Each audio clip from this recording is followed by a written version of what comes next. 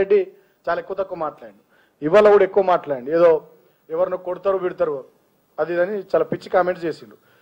మరి గట్లా గదే పరిస్థితి వస్తే జగ్గారెడ్డి గుండు కొట్టించి తిప్పాల్సి వస్తుంది నీకు.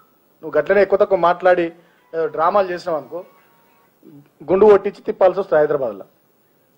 మాట్లాడే ముందు నాయకుల మీద మాట్లాడే ముందు ఇష్యూ బేస్డ్, సబ్జెక్ట్ బేస్డ్, ఏమైనా పాలసీలకు సంబంధించినటువంటి విషయాలు ఉంటే ఏమైనా మాట్లాడాలి. వ్యక్తిగతంగా వీళ్ళని కొడతారు వాళ్ళని కొడతారు వీళ్ళని కొడతాం వాళ్ళని కొడతాం అని మాట్లాడితే ఇక్కడ చూస్తూ ఊరుకోవడానికి ఎవరు సిద్ధంగా లేరని జగ్గారెడ్డిని కూడా నేను హెచ్చరిస్తా ఉన్నా. ఒళ్ళు దగ్గర పెట్టుకుని మాట్లాడు జగ్గారెడ్డి, పగులుతుంది.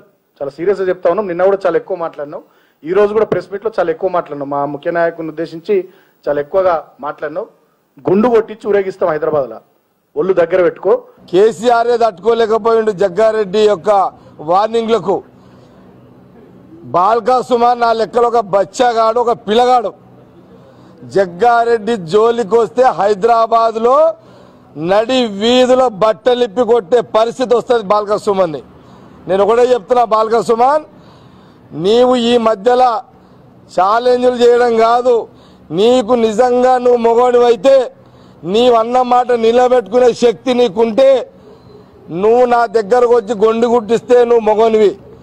లేదా నేను మొగోని అయితే నిన్ను అదే యూనివర్సిటీలో బట్టలిప్పి కొట్టేయకపోతే నేను జగ్గారెడ్డిని కాదు. నువ్వు ఎంపీవని నీలుగుతున్నావు, నువ్వు ఎంపీవని పొగరుతో మాట్లాడుతున్నావు. రేపు 2019లో ఎన్నికల్లో నువ్వు ఎంపీ కాదు కదా, చెప్రాసి కూడా పనికిరావు బాల్కా సుమన్. నీ చరిత్ర ఎవరికి తెలియదు.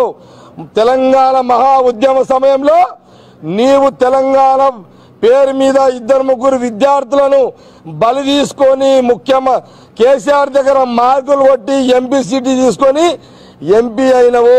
ఏంటండి వీడియో నచ్చిందా? అయితే ఓ లైక్ వేసుకోండి, లేదంటే ఓ కామెంట్ చేయండి. ఎప్పటికప్పుడు మా వీడియోస్ చూడాలంటే సబ్స్క్రైబ్ చేసుకోండి.